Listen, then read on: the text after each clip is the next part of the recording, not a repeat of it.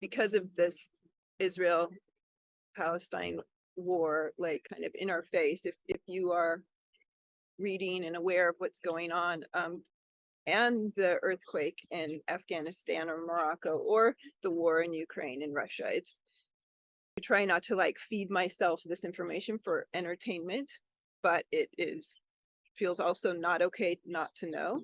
One amazing thing that we have learned from Justin is with this going on, with the war going on, I'm been referring to this idea that Justin has called the currency of struggle.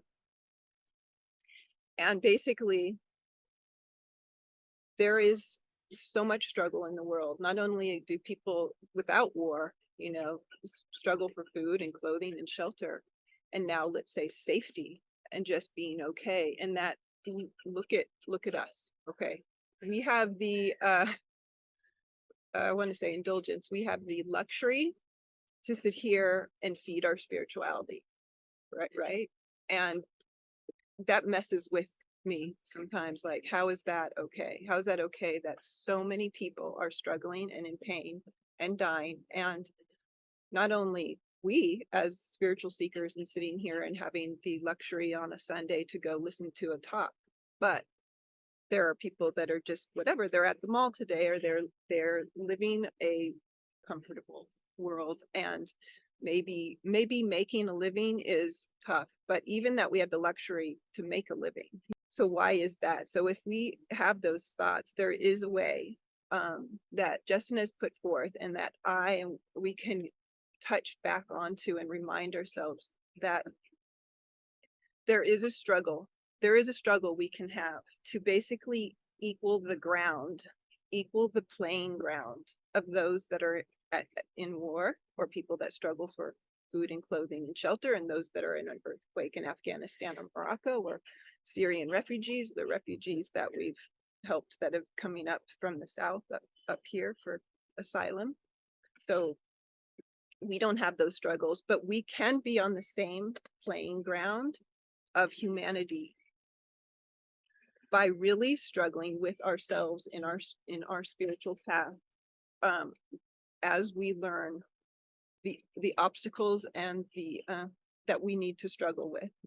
And without a spiritual path, let's say, people know what they're avoiding, they would have to go against something inside of them in order to, let's say, even talk to somebody or do something. It doesn't take necessarily a spiritual path to know that you are struggling inside. But if you knew that, okay, they have to struggle for their shelter, their life, their safety, what do I have to struggle with, and what can I do today to struggle? Not only to better myself and better my situation, but actually raise my state of being, and therefore raise the state of humanity, affect humanity, because I am struggling. That is our currency. That is what we can pay to basically walk this earth along with those in humanity that are struggling, and be on the same stage. It's the stage of struggle. So if you can be on the stage of struggle, and if you are struggling, then you are on the same stage as those that are in the war or that are struggling. If you're not struggling, then you're like, if you were in a movie or something, you'd be an extra. You'd be like filling in. What I'm saying is, if you want to feel the connection with all of humanity and not walk around feeling like it's not fair, I feel guilty, we could like go through life and not feel guilty, and feel the connection with those people. If we, in our luxurious world that we get to live in like this, we can actually feel connected by doing our struggle.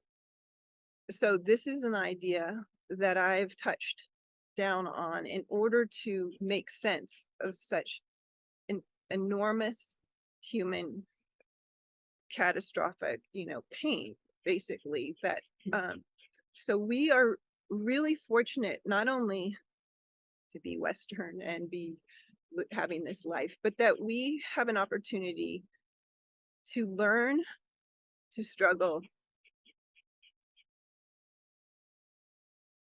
basically, period. We have that, and it should be hard, sometimes it's hard.